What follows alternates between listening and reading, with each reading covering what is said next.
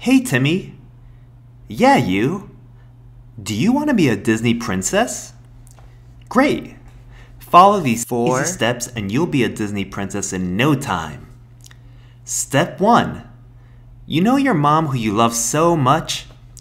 Erase her from existence. Yay! You'll be continuing a long and wonderful tradition of motherless Disney princesses. Step 2. Sing for no apparent reason. If you want to be a classic Disney princess, you can sing about your undying love for a prince you met 2.5 scenes ago. And if you want to be all modern and progressive, you can sing about being confused. And then sing about your undying love for a prince you know nothing about that you met 2.5 scenes ago. Step 3. Speaking of princes, you'll have to get married to one, Timmy, to become a real Disney princess. The less you know about him, the better. Fine. I guess Disney made a few exceptions, so we can skip to step 4 too. Come back, Timmy. And last but not least, step 4. Make the Disney company billions and billions of dollars. No, Timmy. Not that way. That'll take forever. To be a real Disney princess, you'll be franchised by the Walt Disney Company like the Mickey D's of fairy tale endings. Big D will slap your face on every doll, toy, piece of apparel, theme park, and furniture they can get a hold of. Being royalty is hard work. Guess what, Timmy? Today's your lucky day. We're launching our new Big Princess, Little Princess program. I see you selected Rapunzel. Great choice. Rapunzel's considered one of the new Disney princesses, so if you can pick up some tips from her, you can really get through to the younger, edgier demographic these days.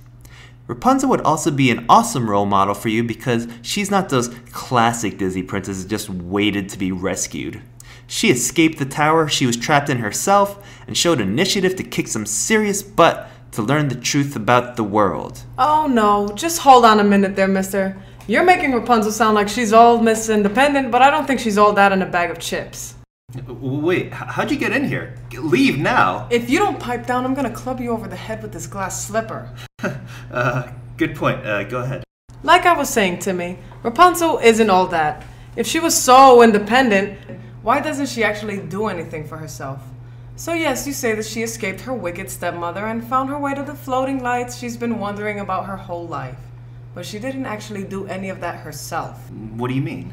Well, Rapunzel essentially blackmails Flynn into getting her out of the tower using a frying pan instead of finding a way out herself.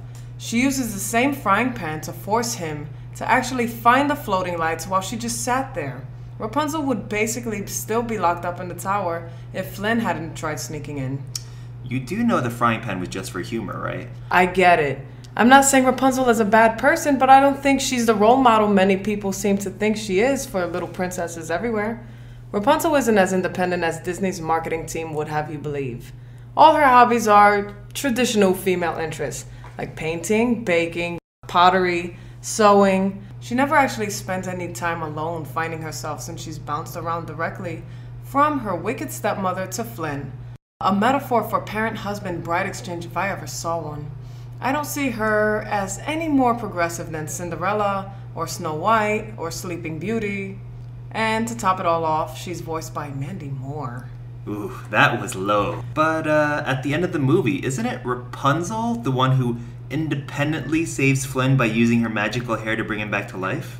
Actually, it's Flynn who saves Rapunzel by cutting her hair. What, Rapunzel couldn't have thought of that herself? And it's her hair that saves Flynn. All Rapunzel did was cry. Maybe we should make Rapunzel's hair a Disney princess instead. It would make a much better role model at least. Bash, bash, bash. Can you at least be constructive for Timmy's sake? You know what? You're right. Timmy, you know who would be a much better big princess for you? I'm going to set you up with Belle from Beauty and the Beast. She's a much better role model for you. Isn't she just another classic Disney princess like the ones you were bashing earlier? Well, she's from the same era, but she's unique in a few different ways. Such as? Well, first of all, Belle doesn't give in to peer pressure. She just does what she wants. She reads books, she dreams of exploring the world, she stands up for her father and herself. She doesn't marry the Brad Pitt of bumpkin Disney villages just because she's supposed to. I guess that does make her more independent than Rapunzel. Exactly. And finally, she didn't judge a book by its cover when it came to Beast. She saw the inner beauty inside him rather than his hideous exterior. I have to take issue with you on that one, good madam. Can you put away the frying pan? It's kind of scaring me. Fine. You may talk. Well, even though Belle supposedly saw past Beast's exterior to the real him, I don't think she really learned to accept the real him. Instead, she just changed him until he was suitable for her. I can see why you might think that way, but here's the way I see it. Belle didn't really change anything about Beast. She just refined the diamond in the rough that was him and smoothed over the edges to reveal the beautiful diamond heart beneath. Fine. Not even thinking about the original fairy tale, Beast screams and bellows and Belle takes it like a good wife-to-be. But she didn't take it, she told him to shove off. And then cried like a little girl about it. You'll cry like a little girl when I smack you with this frying pan. Just admit it, Belle isn't as perfect as people prop her up to be. She takes verbal abuse and tries to change someone instead of falling for who he is. Hello? Were you listening at all? Diamond theory? And even more importantly, the only real change that happened was that Beast learned love and compassion. I'm so sick of you slamming Rapunzel and then looking at Belle through fairy tale colored glasses.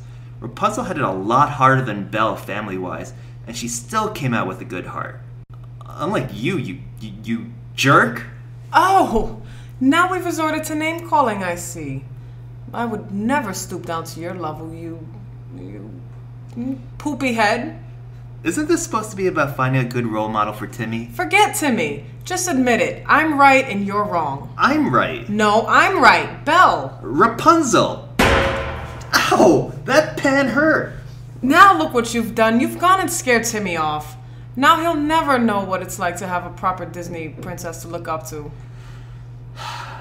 Sorry, maybe I was a bit too harsh. After all, Disney princesses are people too, sort of. You know what I mean. They all have qualities I admire, and even if they're not 100% perfect role models, they're characters with good hearts that speak to us all on some level. And I think that's more than good enough for me. Speaking of more than good enough, I was just checking out your butt mail narrator.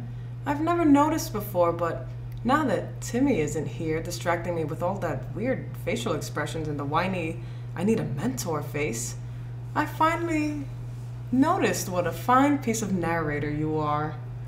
You're not so bad yourself, female narrator.